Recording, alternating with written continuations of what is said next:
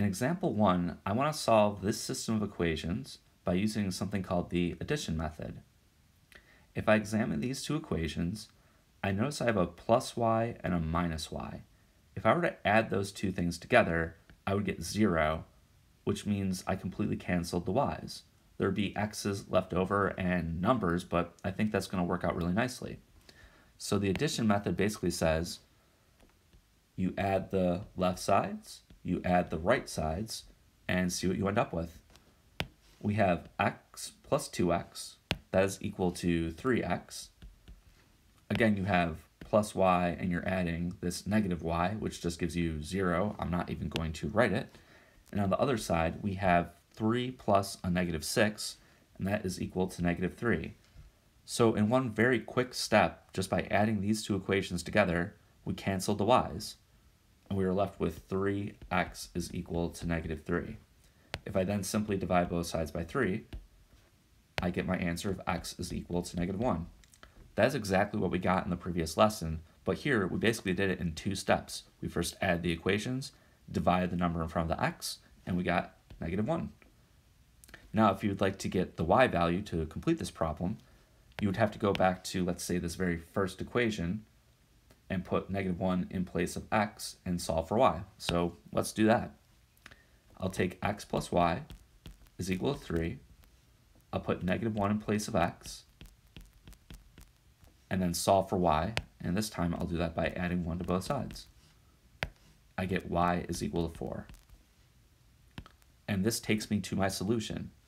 The solution to the system is negative 1 for x, 4 for y, and this method can often be a very quick and easy way to solve a system.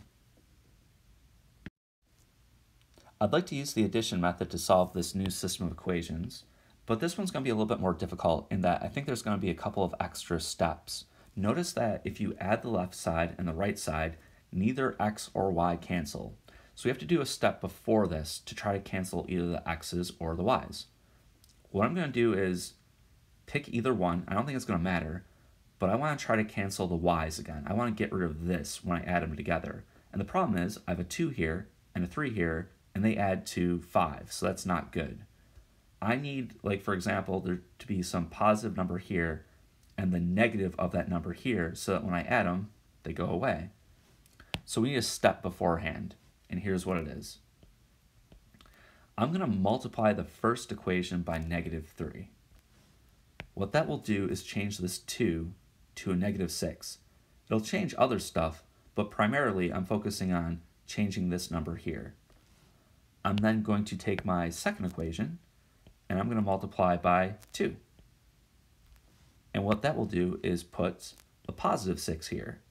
I'll have a negative 6 up here, a positive 6 down here, and when I add those two together, they go away. The only thing you have to be careful about is you have to multiply that 2 to every single term. Up here, you have to multiply the negative 3 to every single term. So let's write that out. My first equation, after multiplying both sides by negative 3, is negative 15x minus 6y is equal to negative 3. Great. Then, if I multiply the second equation by 2, I get 4x plus 6y is equal to negative 8. So they're equivalent equations, but now if you check it out, I have a negative 6, a positive 6, and when I add those things, I get to 0. All right, now that I've copied the equations down again, I'm going to add the left sides and add the right sides. So I'll add up the left, I'll add up the right, and let's see what we end up with. All right, on the left, we get negative 15x plus 4, so that's negative 11x. I have negative 6y plus 6y, which is 0, perfect. And then I have negative 3 plus a negative 8, and that is negative 11. Okay, this is going to work nicely, right? Because if I divide both sides by negative 11, I get that x is equal to positive 1.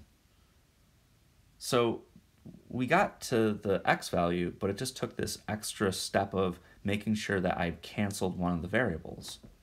Okay, I still need to know what y is equal to, and here's where you can go to any equation, plug 1 in place of x, and solve for y. And I'll go back to maybe one of the ones at the very beginning just because the values are smaller. I'll take 5x plus 2y is equal to 1. So let's deal with that. So I have 5x plus 2y is 1. I'm going to put 1 in place of x. I get 5 plus 2y is equal to 1. I will subtract 5 from both sides. I get 2y is equal to negative 4.